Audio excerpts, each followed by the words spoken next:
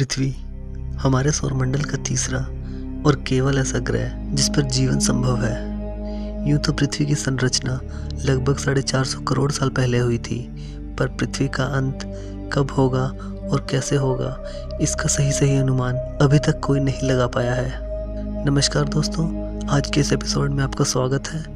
आज हम बात करने वाले हैं ऐसी थ्योरीज की जो कि हमें बताएंगी कि पृथ्वी पर जीवन का अंत किस तरह से हो सकता है। यह थ्योरीज 100% सच नहीं है, पर फिर भी यह हमें एक झलक दे सकती है कि पृथ्वी पर जीवन का अंत किस तरह से होगा। तो आज की वीडियो शुरू करते हैं और जानते हैं ऐसे तथ्यों के बारे में जो कि हमें बताएंगे कि पृथ्वी पर जीवन का अंत किस तरह से होगा। क्षुद्र ग्रहों से टकराव। क्षुद्र ग्रह यानी कि एस्टेरॉयड। पहले हम जानेंगे कि क्षुद्र ग्रह क्या होता है और यह ब्रह्मांड में कहां पर है।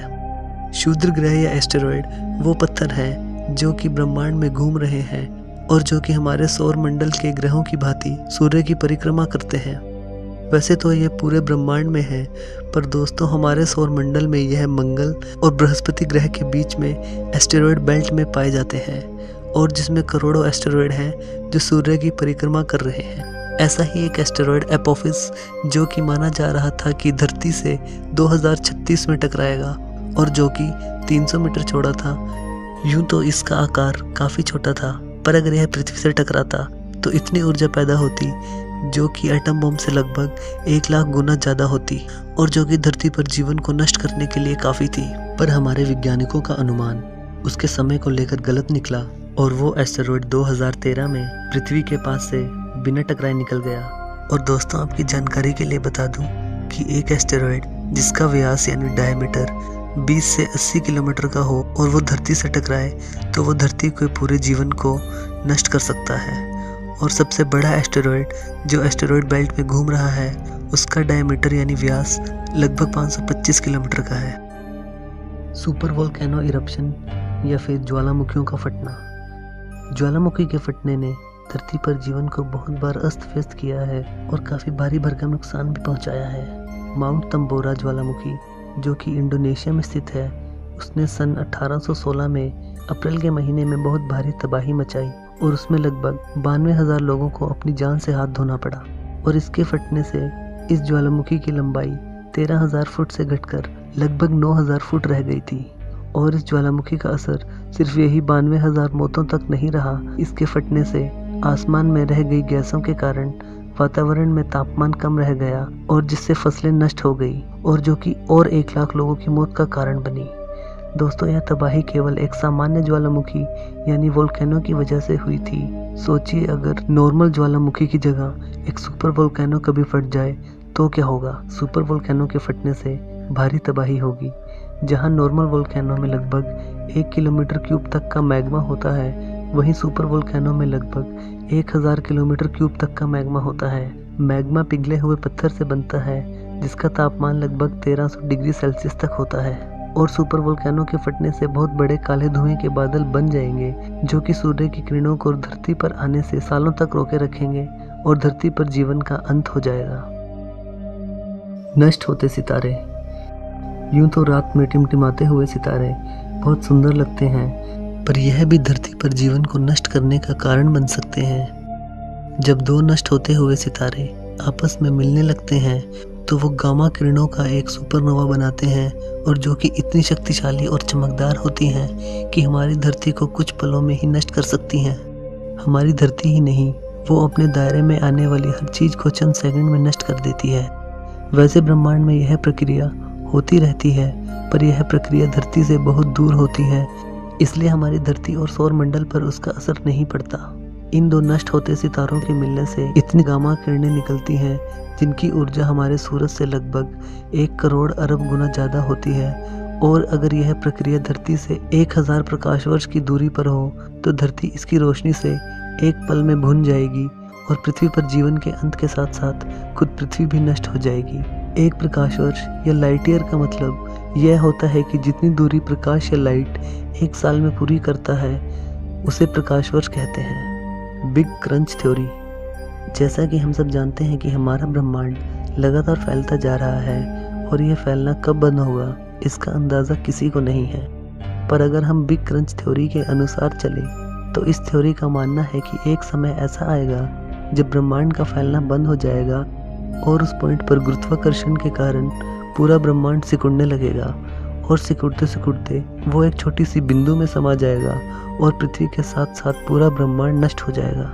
पर इस क्रिया को होने में अभी बहुत लंबा समय लगेगा, जिस समय का हमें अंदाज़ा भी नहीं है। और जब यह समय आएगा तो यह प्रक्रिया भी इतनी जल्दी होगी कि इससे बचा नहीं जा सकेगा और यह संसार खत्म होने के बाद एक नई दुनिया शुरू होगी और ब्रह्मांड की यह बनने और नष्ट होने की प्रक्रिया हमेशा ऐसे ही चलती रहेगी। पर दोस्तों, इस थ्योरी के विपरीत एक और थ्योरी भी दी जाती है जिसे हीट डेथ के नाम से जाना जाता है।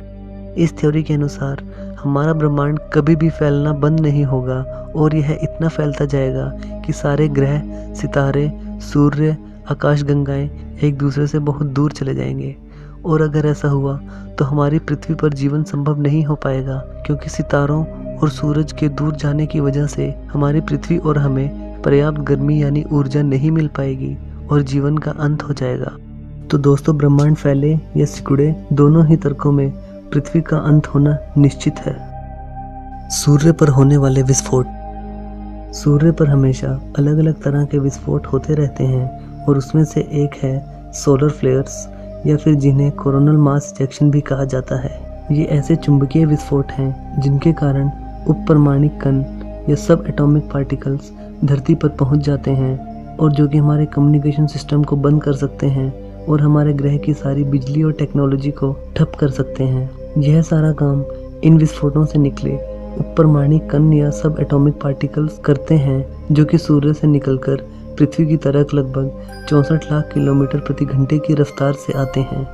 यूं तो ये हमेशा सूर्य से निकलते रहते हैं, पर हमारी धरती का चुंबकीय क्षेत्र हमें इनसे बचाता आया है। पर अगर कोई सोलर फ्लेयर ज़्यादा शक्ति का हुआ तो वह पृथ्वी पर भारी तबाही मचा सकता है। वह हमारे पूरे कम्युनिकेशन सिस्टम को बंद कर सकता है और हमारी पूरी टेक्नोलॉजी को ठप कर सकता है, और जिसके कारण हमारे पूरे ग्रह पर हमेशा के लिए अंधेरा छा जाएगा और हमारा ग्रह धीरे धीरे मौत की आगोश में अग्रसर होता रहेगा। इन विस्फोटों से निकलने वाली आवाज़ जो कि रिकॉर्ड की गई है वो कुछ ऐसी है।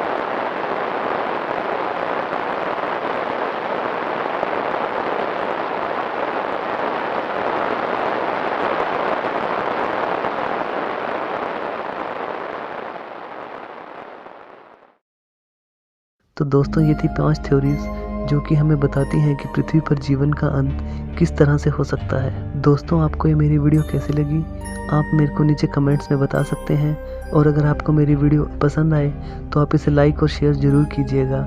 अगली बार एक ऐसी ही रोचक वीडियो लेकर आऊँगा। तब तक के लिए धन्यवाद।